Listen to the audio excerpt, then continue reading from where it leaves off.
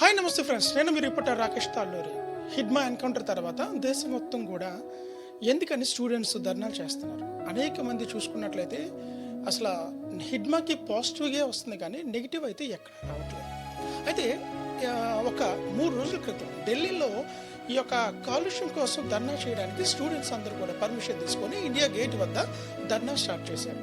అయితే ఆ ధర్నా మధ్యలో ఎట్లాగా హిడ్మా ఫొటోస్ కానీ హిడ్మా పోస్టర్స్ ఎలాగొచ్చాయి, అక్కడ పర్మిషన్ ఏమో ఆ యొక్క పొల్యూషన్ కోసం తీసుకున్నారు, కానీ అక్కడ చేసే ధర్నా ఏమో మధ్యలో అమర్ రహే హిడ్మా అని చెప్పి కూడా ఎందుకు వస్తుంది అంటే అక్కడ ధర్నాలో మధ్యలో ఇంటికొక హిడ్మా పుడతారు అని ఎందుకు స్టూడెంట్స్ చెప్తున్నారు.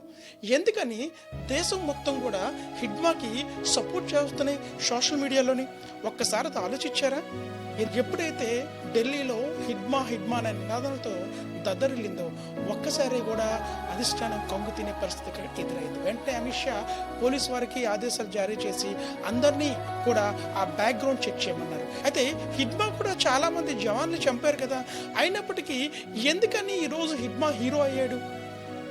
ఒక్కసారి మీ కామెంట్ రూమ్లో చెప్పండి. ఎందుకని హిడ్మాకి సోషల్ మీడియాలో పాజిటివ్ రెస్పాన్స్ వస్తుంది అనేది మీ కామెంట్ రూపంలో ఒక్కసారి తెలపండి. Thank you friends, thank you so much.